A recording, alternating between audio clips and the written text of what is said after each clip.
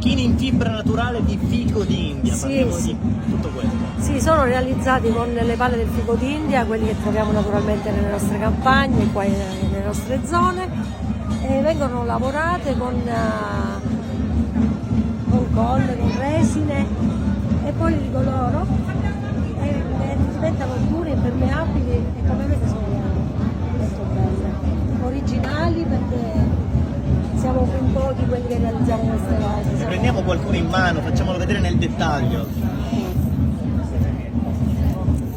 Allora, ma come si ottiene? Ci parli un po' del processo per ottenerlo? Allora, prendo la foglia del fico d'India e poi vado a studiare, a vedere qual è la parte più bella da realizzare, più lavorata, dove c'è la radice, la particolarità. La ritaglio e poi la faccio. Quanto tempo dura un oggetto del genere? Indelebile, perché viene trattato in modo tale da durare nel tempo. Ci parli del trattamento? Il trattamento è segreto, questa cosa. È segreto, ma una piccola qualcosa, possiamo svelare qualche piccolissimo indizio? Allora, l'indizio li devo dare, io li faccio con le resine. Indurisco con la resina, quindi diventano molto resistenti. Sono dure, non si rompono. Ed oggi a San Marco d'Alunzio, per la giornata storica, cosa ne pensa di questo borgo? Bellissimo, è un posto incantevole, veramente.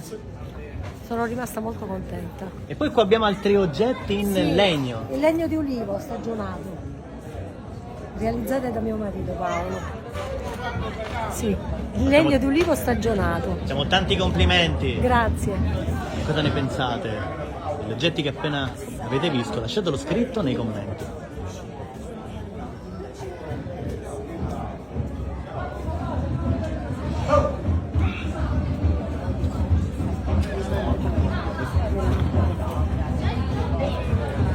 Ne prendiamo una lampada, facciamo vedere una lampada. Anche questa è realizzata in fibra, questa è proprio la pala che viene trattata sempre con delle resine per renderla indelebile.